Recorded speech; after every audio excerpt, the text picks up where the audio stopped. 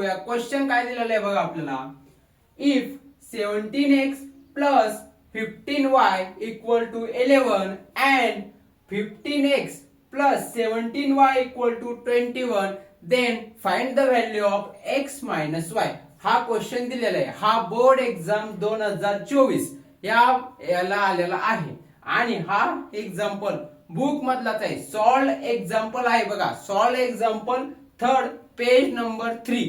Text बुकचं जे page number 3 आहे त्यावरचा थर्ड एक्झाम्पल आहे सॉल्व. मी तुम्हाला सांगत असतो की सॉल्व एक्झाम्पल पण इम्पॉर्टंट असतात. बघा बोर्ड एक्झामला आलेलं आहे. चला याला सॉल्व करू. आपल्याला x मायनस वाय काढायचा आहे. x मायनस वाय काढायचा असेल तर काय करायचं, सबट्रॅक्ट करायचं. हा कन्सेप्ट आहे याचा. आणि बघा याचे कोएफिशियंट त्याला, त्याचे कोएफिशियंट याला हे आहे म्हणून एएसए रूलनी सॉल्व करायचा असतो हा. चला याला काय करू, सबट्रॅक्ट करू आपण. मी अरेंज करून घेतलं. मोठ्या संख्येतून लहान संख्या सबट्रॅक्ट करायची म्हणून कोणतं पण तुम्ही इक्वेशन वरल्या कोणतं खाल्ल्या काही प्रॉब्लेम नाही. चला सबट्रॅक्ट करताना काय होतं, साइन चेंज होतात बघा.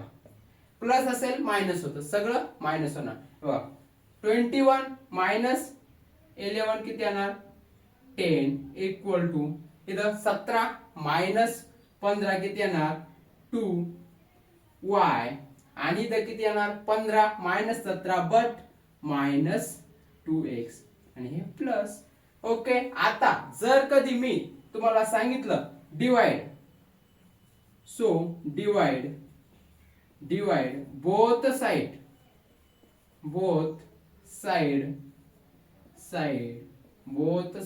बाय -2.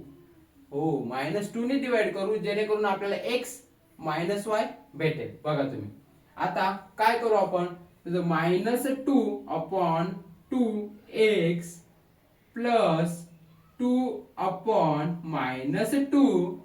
ओके. बघा इथं -2 ने डिवाइड करायचं ना आपल्याला.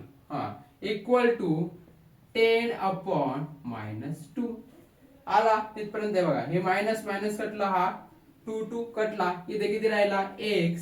आता इथं बघा हा 2 गेट कॅन्सल, इथं y आपल्याकडून राहिला होता.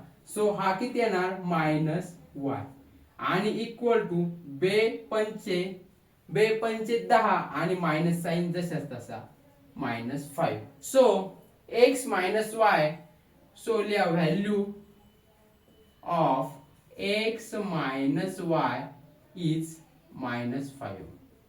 किती -5.